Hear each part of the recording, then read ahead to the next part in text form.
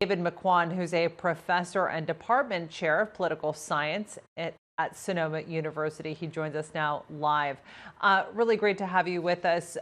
I want to ask you, in terms of this transition, what the president's statement and the GSA's formal process, what does this exactly mean for the Biden campaign? What does this now enable them to do in the entire process?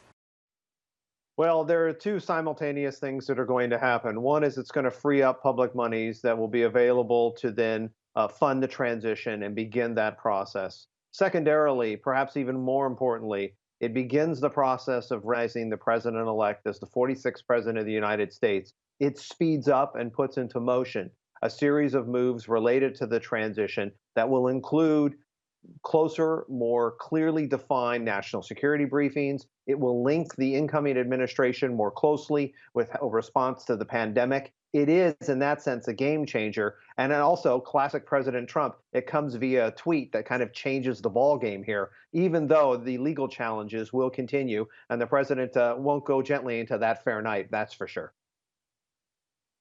What is there left to legally challenge at this point? If his base was holding out for any possible hope, again, you're looking at the president's very declarative statement that, I will prevail. And, he continues to make these statements indicating to his base that ultimately he will emerge as the victor here.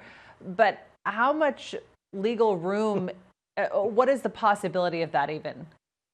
Yeah, there really is virtually no possibility. There's a couple of things here. One is that when Rudy Giuliani is the head of your legal team, that's not exactly the best set of legal minds or sharp legal arguments that you're putting forward. There is no window to move forward, given the latest events from the Pennsylvania Supreme Court, what is going to happen with the machine recount in Georgia. All the doors are being shut in terms of legal avenues. But the president's rhetoric here is really about political motives. And the political motives are about keeping open options downstream, if you will, past this presidency. So that means that he continues to move forward in raising money and organizing and running the Republican Party. He owns the Republican Party. He will continue to do that. That will challenge leaders like Mitch McConnell and other Republicans like Kevin McCarthy from California next year as they move forward. So the president stays relevant. He's got the power of Twitter to do that. Those social media tools keep him front and center while he raises money and argues that he's scorned.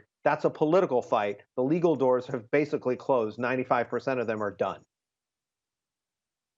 David, in terms of how the Biden administration is taking shape right now, I'm curious what you think about sort of the, I guess, bigger picture, the type of appointments that we're seeing. It would seem a lot of people are recycled over from the Obama administration, albeit repurposed into different roles. You have former Secretary of State John Kerry now picked to be the climate czar.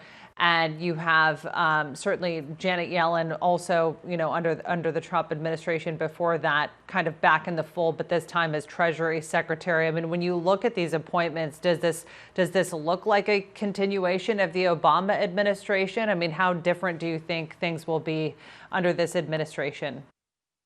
Well, things are actually quite a bit different. And that's because when you look at people like Tony Blinken, who will be the designee for Secretary of State, when you look at someone like Jake Sullivan, the national security advisor of the vice president, and the president-elect wants to make him national security advisor in the White House, these are folks who are hyper competent.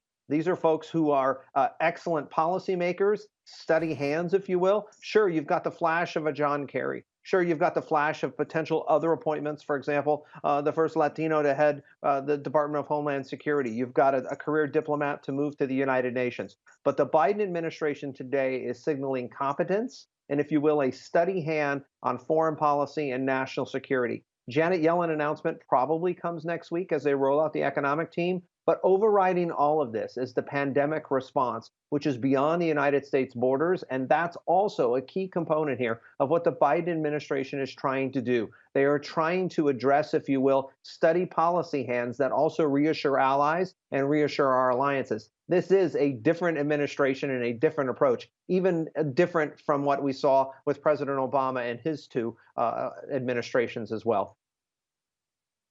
Oh, David McCuan, I got to say, I really appreciate your balanced analysis on this from every angle. We really appreciate you coming on. Thanks for that.